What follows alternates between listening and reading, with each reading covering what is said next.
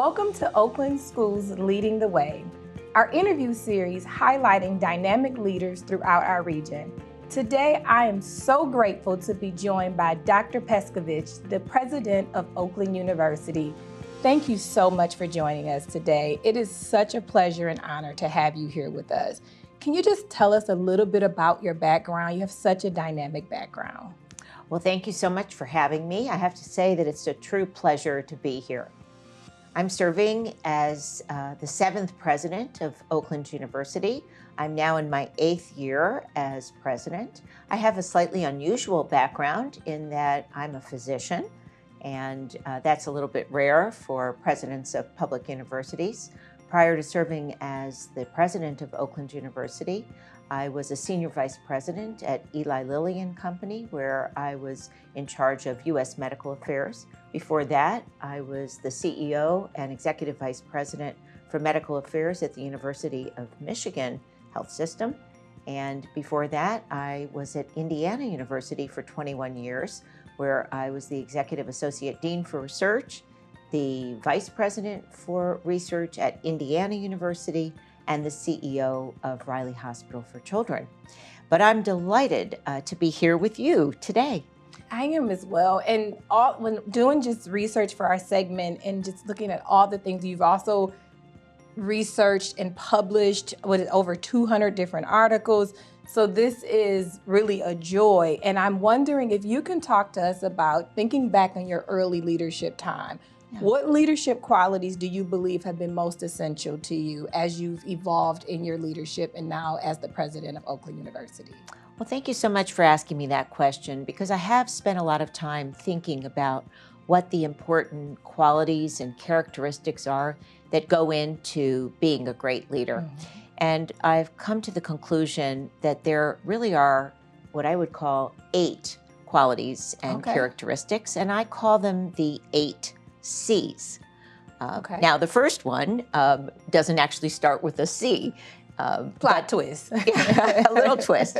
But it has a C in it. Okay. And that's called the moral compass. Mm-hmm. So if you're a religious person, that might be your sense of religion. Morality, Otherwise, it would be your North Star. Mm-hmm. So it's a very important thing.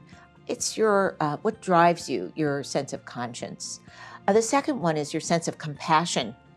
What your sense of feeling for another person, putting yourself in another person's shoes. The third one is courage, the idea that you will do the right thing, even if someone's not watching.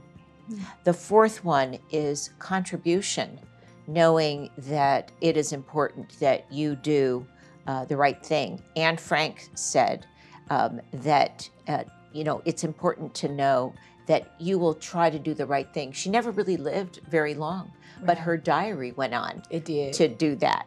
Yeah. The fifth one is commitment.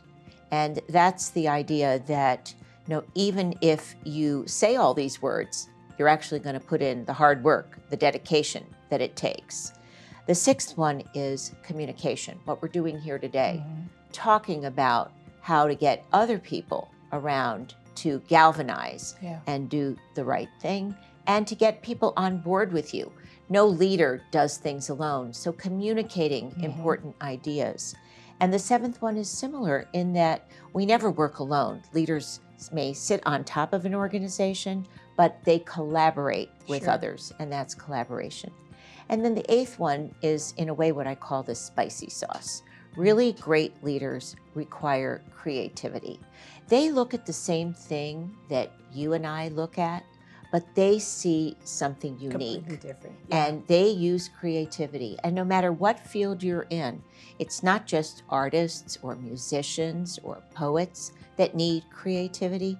Even administrators use creativity. So the really great leaders, like the really great institutions, use all 8 of those C's to do great things. Wow, that is really something to think about. The one that stuck out to me was the communication, because I think we have all these tools to help us communicate, but sometimes the unintended impact of that is that we're not communicating at all.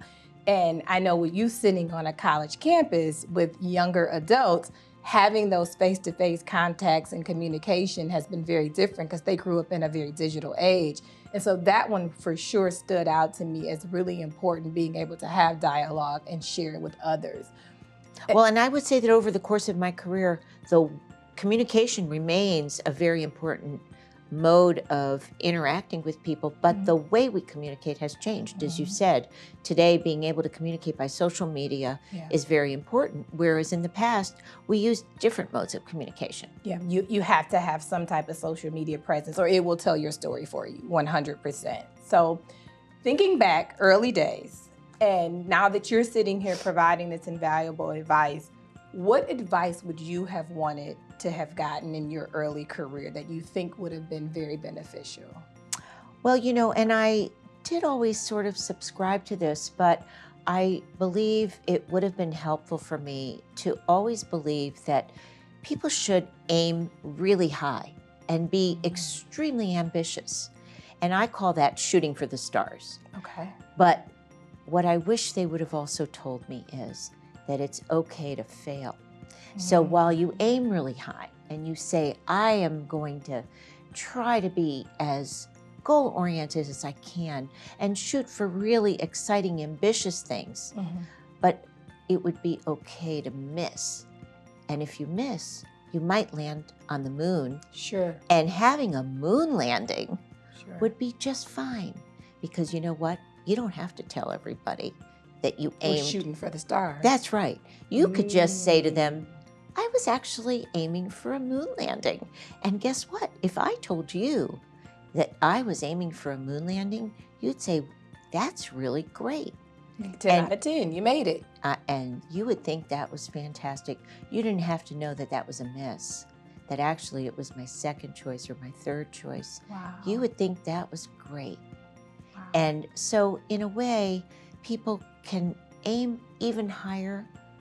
But if you only said, my whole goal is just to cross the street, well, then you're never going to achieve great things. So don't be afraid to fail. And I wish people had just told me, it's fine. And I've had so many failures in my life. Really? Yes. One after another. Really? And those failures have taught me more than my successes. And I'm sure you carry them with you and the lessons from that. Every failure has taught me something new, and I've grown up on the shoulders of those failures. Oh. Well, then that, I think, takes me to my next question then. What is a truth about leadership that's rarely ever discussed, but you think has a profound impact on your leadership? Well, I would say that it's very similar to that, and that is resilience. And probably, I hope nobody has to experience one of the things that was perhaps one of the most traumatic things that happened to me. But it was similar to what I said about failure. The hardest thing that ever happened to me was that my husband was killed Sorry to hear in a that. car accident. And it was at the peak of probably the hardest job I ever had. And it was an unexpected trauma. Sure. It was a car accident, so it wasn't like he died from an illness or something like that. You didn't have any time to prepare. No. Yeah. We were in, he was at the peak of his career.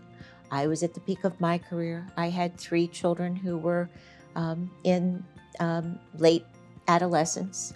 And so it was very difficult. And, you know, I guess I had the choice to just shrivel up and get depressed about it.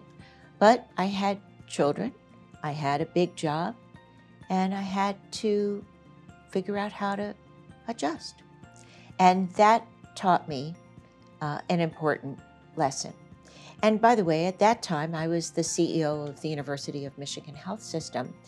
And every day I went to work and looked at people who were suffering more than I was, who didn't have the resources that I had, who didn't have the support systems, didn't have the financial resources, didn't have the wonderful privileges that I had.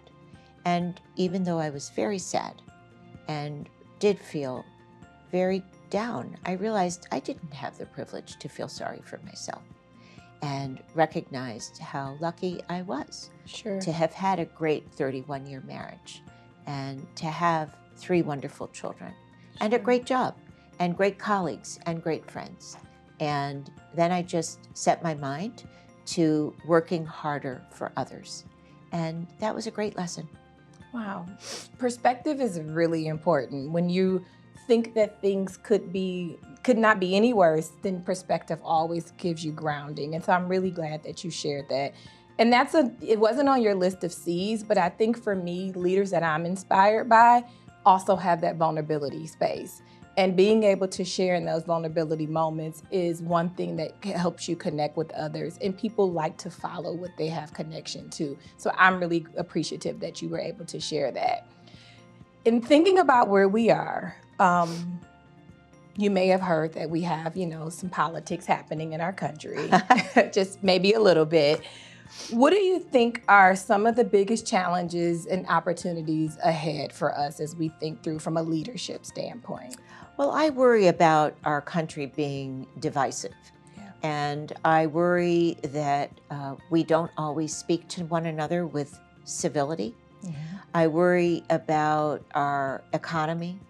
I worry about how we treat immigrants. Mm-hmm. I worry about the way, as a college president, about the way we treat our underprivileged students. And I worry about how we educate our young people. But when I look at all of those things, I think that, and of course I may have a bias because I'm an educator, mm-hmm. And I'm responsible for young people. But in my mind, the single best solution to all of those things is education. Mm-hmm. And the reason is because when I look at our young people, I have so much hope and so much confidence in them. They are so intelligent and so capable and so optimistic.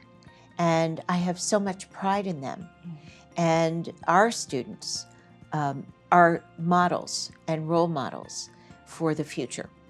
And they are demonstrating so much social mobility. They are getting such outstanding jobs. Mm-hmm. The students at Oakland University are staying in Michigan and contributing to economic success. That's wonderful. And the future is bright.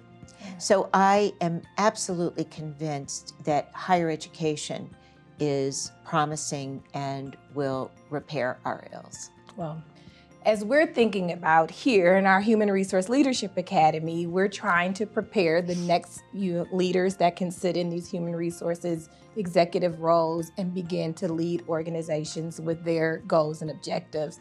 And that's really important to us the same way it is in terms of higher education. So what advice would you give to individuals going through the academy with aspirations to sit in these leadership positions, providing human resource support to organizations of all sizes, and thinking through that? What do you have as advice for them?